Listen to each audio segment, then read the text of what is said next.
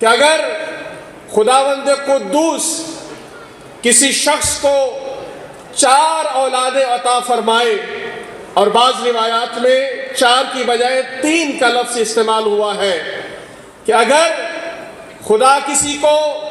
4 اولادیں عطا فرمائے، 3 اولادیں عطا فرمائے، اور ان میں سے ایک کا نام بھی مجھ محمد کے نام پہ نہ رکھا جائے، اس نے مجھ سے وفا نہیں بلکہ جفا کی ہے۔ لہذا جب خدا کی طرف سے یہ عطیہ ہو، اولاد نصیب ہو جائے، اس کے بعد اس نام کا احترام، مقام، میں نام کی بات کر رہا ہوں، میں خود ختم المرسلین کی شخصیت کی بات نہیں کر رہا، ان کے مقدس نام کی توقیر، احترام کا میں جو مقام بیان کرنا چاہتا ہوں، ہماری روایات کے اندر وہ مقام اس انداز میں بیان کیا گیا ہے کہ اگر کوئی شخص اپنی اولاد میں سے اپنے بیٹے کا نام محمد رکھے، اور وہ کسی محفل میں بیٹھا ہو، اس کا وہی بیٹا کہ جس کا نام محمد ہو وہ اس محفل میں آ جائے، کوئی اور اس کو جگہ نہ دے، والد کے لیے ضروری ہے کہ اپنے بیٹے کا احترام بھی کرے اور اس بیٹے کے لیے جگہ کو وسیع بھی کر دے۔ یہ نام نامی محمد مصطفیٰ کی کرامات ہے، یہ ان کی شان ہے، یہ مقام ہے، یہ مرتبہ ہے۔ لیکن آج ہم جس خوشی کے ساتھ محمد مصطفیٰ کی آمد کے ایام منا رہے ہیں، ہمیں بڑے افسوس کے ساتھ یہ کہنا پڑتا ہے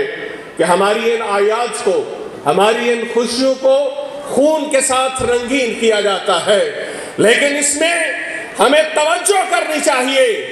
کہ کل اگر اسی محمد مصطفیٰ کے نواسے سے پیار کرنے والے، ان کے عاشقان اس نواسے کے عشق میں سفر کرتے تھے تو ان کو شناخت کے ساتھ بسوں سے اتار کے قتل کیا جاتا تھا۔ کل اگر ہم سب مل کر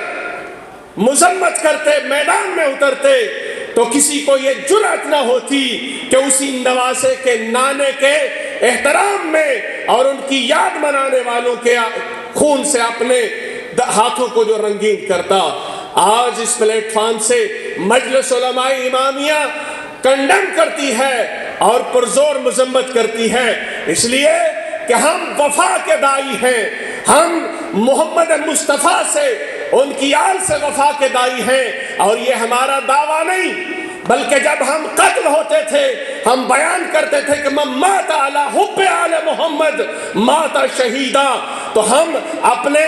شہداء کے ساتھ خود بھی اپنے آپ کو محشور کرنے کے لیے خدا کی بارگاہ میں دعا کرتے ہیں، لیکن یہ بات یاد رکھنی چاہیے کہ ہم محمد مصطفیٰ کے وفادار ہیں، ان کی آل کے وفادار ہیں، ان کے چاہنے والوں کے وفادار ہیں، اس لیے ہم ان پہ، ان کی آل پہ درود اور سلام پڑھتے ہیں۔ اور آج آپ نے دیکھا کہ آج آپ درود پڑھنے والے ایک طرف ہیں اور درود کے مقابلے میں بارود لے کے آنے والے اور ہیں۔ ہماری دعا ہے کہ خداوند قدوس ہمیں درود پڑھنے والوں میں شمار فرمائے اور بارود لے کے میدان میں اترنے والوں کو نیست و نابود فرمائے۔ وآخر دعوانا ان الحمدللہ رب العالمین۔ السلام علیکم۔